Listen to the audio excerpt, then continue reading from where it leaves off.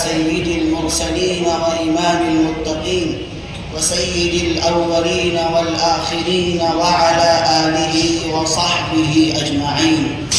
أما بعد، فأعوذ بالله من الشيطان الرجيم. بسم الله الرحمن الرحيم. وذكر فإن الذكرى تنفع المؤمنين.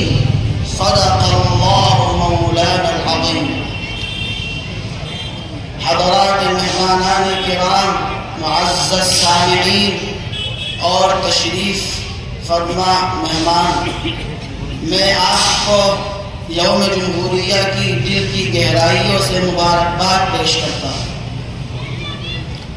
لیکن میں آپ سے کچھ سوالات کرتا ہوں اس دن کے متعلق کہ ہم اور آپ آج 76واں یوم جمہوریت بنا رہے ہیں کہ یوم جمہوریت کس چیز کو کہا جاتا ہے اور کیوں بنایا جاتا ہے۔ ہمارا اور آپ کا عام رواج یہ ہے کہ 26 جنوری میں جھنڈا پھہرا دینا، شور و غل کرنا، کوئی پروگرام منعقد کرنا اور گلی کوچے میں ہندوستان کے پرچم کو لہرانا ہی ہمارے لیے کافی ہے۔ ایسا نہیں ہے۔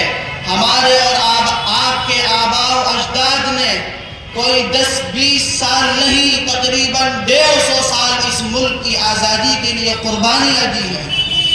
ان قربانیوں کے نتیجے میں صرف پرچم کچائی کر لینا یا پروگرام کر لینا، نعرے لگا دینا یہ کافی نہیں ہے، بلکہ عملی میدان میں ہم کو اور آپ کو اس کے لیے کچھ کرنا پڑے گا۔ میں آپ کو یہ بتاتا چلوں کہ اس ملک کی آزادی کے لیے سب سے زیادہ قربانی اگر کسی قوم کی ہے تو وہ مسلمان ہیں۔ ہمارے علمی اجداد حضرت شاہ عبدالعزیز محدث دہلوی علیہ الرحمہ نے سن 1803 میں دہلی سے ہندوستان میں رہنے والے مسلمانوں کے لیے جہاد آزادی کو فرض قرار دیا تھا، اور پھر آپ کے جانشین، آپ کے پاس پڑھنے والے طلبہ نے سن 1831 کے اندر بالا کوٹ کے میدان میں جام شہادت نوش کیا تھا، اور یہی نہیں رکے۔ سن 1857 میں دہلی کے قرب جوار میں شاملی کے میدان میں تقریباً 50,000 علماء کرام کو ذبح کیا گیا۔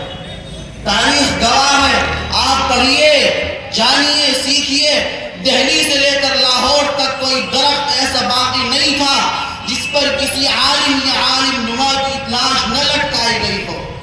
اس کے بعد انگریز نے علماء کرام کو قید و بند کی سزا سنا دی گئی۔ حضرت شیخ الہند مولانا محمود الحسن صاحب دیوبندی علیہ الرحمہ کو کالا پانی بھیج دیا گیا۔ چنانچہ آپ سن 1919 میں جب مالٹا سے واپس بمبئی آئے تو آپ نے اپنے شاگردوں کو جمع کیا اور یہ اعلان کیا کہ سنو، آج تک ہم ملک کی آزادی کے لیے تنہا لڑتے چلے آ رہے تھے۔ سن 1831 میں ہم تنہا لڑے، ناکامی ملی۔ سن 1857 میں تنہا لڑے، ناکامی ملی۔ لیکن آج ہم تنہا نہیں لڑیں گے، اپنے ساتھ ہندوؤں کو بھی لیں گے، سکھوں کو بھی لیں گے، عیسائیوں کو بھی لیں گے۔ سب ہندوستانی جمع ہو کر مذہب سے اوپر اٹھ کر انگریز کے مقابلے پر آئیں گے، تو ہی اس تن کی گوری من کی کالی سرکار کا منہ کالا ہوگا۔ چنانچہ ان لوگوں کی جدوجہد کے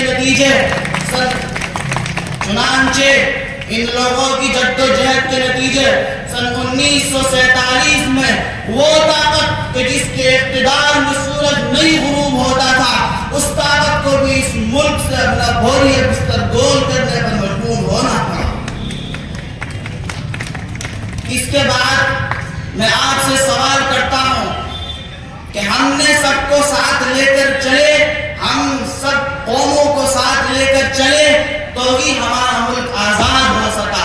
آج ملک کے اندر کچھ طاقتیں ایسی پیدا ہو گئی ہیں جو فرقہ واریت کی بنیاد پر، مذہب کی بنیاد پر، رنگ اور نسل کی بنیاد پر تفریق کرتی ہے، ہم جمعیت العلماء کے بینر تلے اس بات کو باور کرا دیں کہ جس طرح ہم نے انگریز کو باہر نکالا ہے، اسی طرح قومی یکجہتی کے ساتھ ان فرقہ پرستوں کا بھی منہ کالا ہوگا اور ملک امن و امان کا گہوارہ بنے گا۔ دوسری چیز، پہلی چیز میں نے بیان کی قومی یکجہتی۔ قومی یکجہتی ہی وہ ذریعہ ہے کہ جس کے ذریعے ہم ملک کے اندر پیار و محبت کی دیپ جلا سکتے ہیں۔ اگر کسی ہندو کے یہاں کوئی بیمار ہے تو مسلمان پر فرض ہے کہ وہ اس کی عیادت میں جائے۔ کسی پڑوسی کے یہاں کوئی مسئلہ درپیش ہے، مذہب سے اوپر اٹھ کر اسلام اس بات کی دعوت دیتا ہے کہ تم اپنے پڑوسی کا خیال کرو، گرچہ وہ مسلم ہو، کافر ہو، کچھ بھی ہو، مذہب سے اوپر اٹھ کر امن و شانتی کو بیان کرنے والا مذہب ہم اور آپ اپناتے ہیں۔ چنانچہ ہمارے اوپر، آپ کے اوپر لازم ہے کہ ہندوستان میں اتحاد و اتفاق کے فضا کو عام کریں، اور جو لوگ فرقوں میں بھروسہ رکھتے ہیں اور اس ملک کو دوبارہ غلامیت کی زنجیروں میں جکڑنا چاہتے ہیں، ہم ان کے خلاف میدان عمل میں آئیں اور اتحاد و اتفاق کے دیپ کے ذریعے ہم ان اندھیروں کا اجالے سے تبدیل کریں۔ دوسری چیز، تحفظ جمہوریت۔ پہلی چیز بیان کی گئی قومی یکجہتی، دوسری چیز تحفظ جمہوریت۔ ہمارے اور آپ کے بڑوں نے اس ملک کی آزادی صرف جھنڈے پھہرانے کے لیے نہیں لی تھی، بلکہ ان کی کچھ کلپنا تھی جس میں وہ ہندوستان کو دیکھنا چاہتے تھے۔ وہ کیا سوچ تھی کہ جس کی بنیاد پر ہمارے اور آپ کے بڑوں نے پھانسی کے پھندوں کو چوما، ہر طرح کی سزائیں برداشت کی، لیکن اس ملک کے اندر غلامیت کو کسی قیمت پر برداشت نہیں کیا۔ اس کی سب سے اہم چیز وہ تھی آزادی، اور آزادی کا نام صرف یہ نہیں ہے کہ ہم جو چاہیں کریں۔ آزادی سب سے اہم چیز ہوتی ہے عدالتی آزادی۔ آپ کو حکومت کے ذریعے آزادی ملنی چاہیے، اور وہ حکومت کے طور پر آزادی اگر مل سکتی ہے تو وہ جمہوری نظام ہی کے بنیاد پر مل سکتی ہے۔ چنانچہ جیسے جیسے ملک آزادی کے قریب تھا، ہمارے بڑے حضرت مولانا ابوالکلام آزاد، شیخ الاسلام سید حسین احمد مدنی، مفتی اعظم کفایت اللہ صاحب علیہ الرحمہ، یہ بار بار یہ کہا کرتے تھے لوگوں سے کہ ملک آزاد ہوگا تو ملک کا قانون جمہوری قانون بنے گا۔